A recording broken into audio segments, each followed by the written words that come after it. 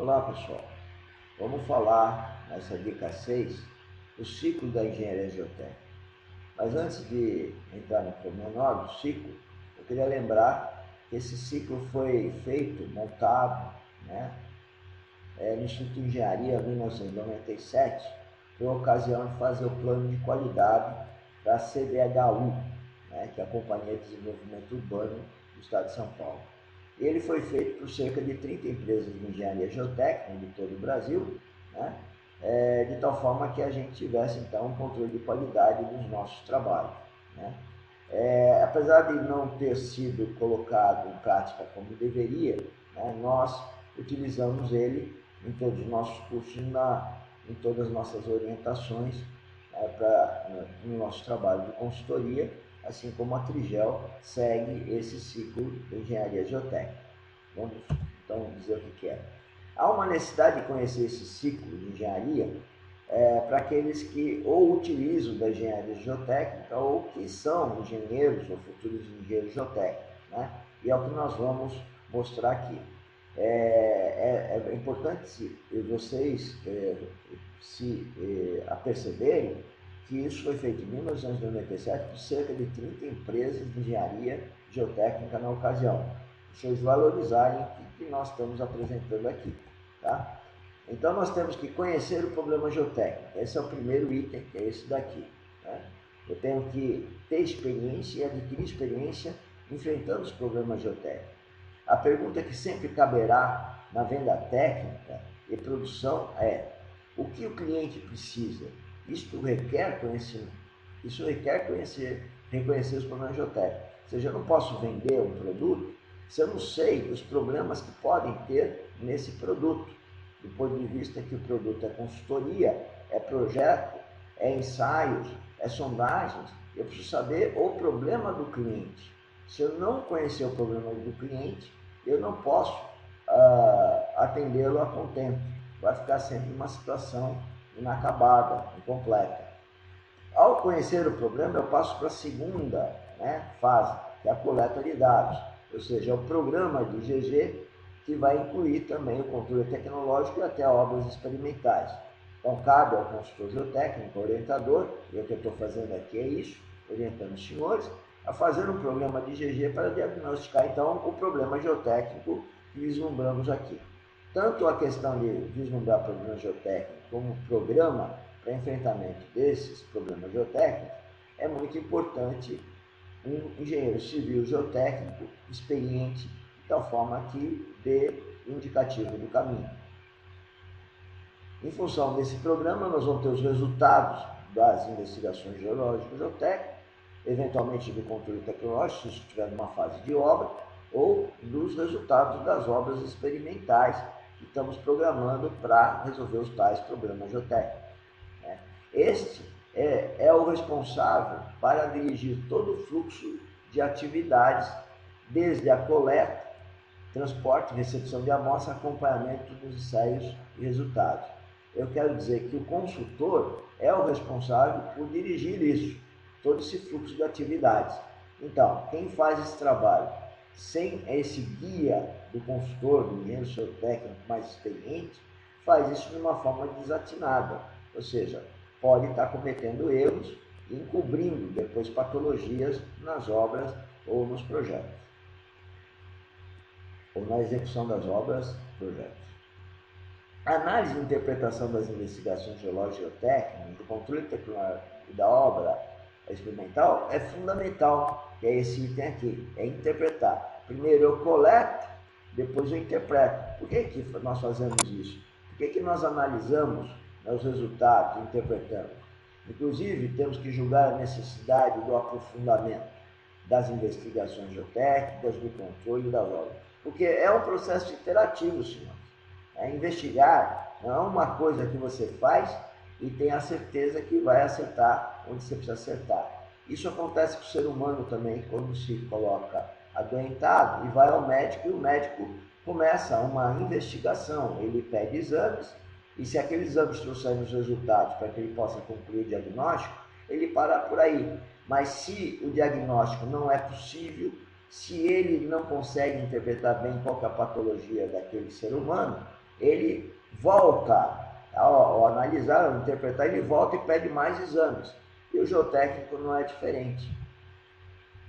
Aqui nós temos um acesso ao escopo de trabalho que está lá no site da Trigel, né? Aqui nós vamos falar desse quarto item, né? Quando eu falo do escopo, estou falando desse item aqui, elaboração do projeto ou parecer, né? E nesse item do parecer ou projeto eu tenho as especificações técnicas e as especificações de controle tecnológico. Então, nessa fase eu tenho que definir sessões de estudo, desenvolver cálculos, dimensionamento e fazer os desenhos e as especificações técnicas, que vão definir os critérios para execução e sequência executiva das obras. O ATO, o apoio técnico de obra, tem que ser definido no projeto, tá? Porque é o projeto que vai para ser contratado e o projeto é um conjunto de informações sem o qual a obra, então, pode ou não estar sendo atendida, pois a responsabilidade do projetista ou do parecer está em ter tudo isso bem claro, para que, se fugir a essas indicações, então o responsável deixa de ser o projetista ou o engenheiro que fez o parecer técnico para ser quem não atendeu aquele parecer ou aquele projeto. Depois nós temos a fase de apoio técnico de obra, né? Onde que nós temos que documentar, relatar, apresentar os relatórios em padrões que foram definidos no projeto, tanto do controle tecnológico como do controle de aceitação, e atender os desenhos. Caso, quando não podemos investigar melhor, isso que eu quero dizer aí é o seguinte: há situações que eu tenho durante a obra percebendo uma incongruência entre o projeto, entre as investigações de projeto que eu estou vendo no campo, eu posso ser obrigado a, nesse momento, investigar melhor e fazer uma nova programação de investigação.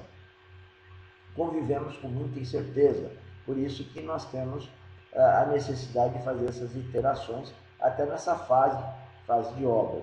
Mas isso não nos impede de fazer o parecer. Ou seja, quando eu tenho incerteza, não é porque eu tenho uma incerteza que eu não posso fazer o projeto ou não posso fazer o parecer técnico. Exatamente por ter a incerteza, já na fase de parecer de geotécnico, eu tenho que programar para essa fase de ATO o que eu preciso para dar, então, confiabilidade ao meu projeto, ao meu parecer. Apenas neste devemos exigir, na especificação técnica, controle tecnológico, os comprovatórios. Então, é o que eu acabei de dizer. Eu, ao fazer o projeto, ao fazer o parecer, certo, cônscio das minhas incertezas, eu escrevo o que eu preciso na fase de obra. São os ensaios comprovatórios daquelas situações que eu estimei na fase de projeto ou parecer técnico. Então, na fase de ATO, através do controle tecnológico, podemos aceitar ou não a obra, que é a última chance que ele tem de intervir na obra para que ela saia a melhor possível. No controle tecnológico, definimos os critérios de aceitação para a obra na fase de obra, desculpa, está escrito ruim aí, mas para a obra.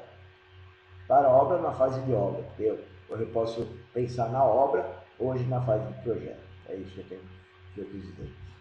Na fase de projeto ou parecer, podemos propor obras experimentais, que sempre que eu vejo incertezas, eu posso estar propondo um incremento das investigações até obras experimentais, que muitas vezes são feitas em obras de aterro ou de pavimentação, no caso do subleito, por exemplo, nos aterros. As obras experimentais, como eu estava dizendo, pode ser nos aterros, nas escavações, provas de carga e placa, para pavimento, para piso, radier, sapatas, tubulões, estacas, por exemplo. Todas elas podem requerer essas obras experimentais, prova de cargas, sapata, estacas, obras de aterro experimental, escavações experimentais, né? Tudo isso é possível e tudo isso geralmente é feito quando necessário, pela orientação do consultor. E na fase 6, essa última, fechando o nosso ciclo de produção, ou ciclo de qualidade da engenharia geotécnica, tem a avaliação de desempenho. Então, senhores, apesar de todos os cuidados já manifestos anteriormente, essa fase final é a fase chamada de instrumentação, eu tenho que ver se essa obra se comporta exatamente como nós havíamos proposto, né? Como nós havíamos idealizado no nosso projeto.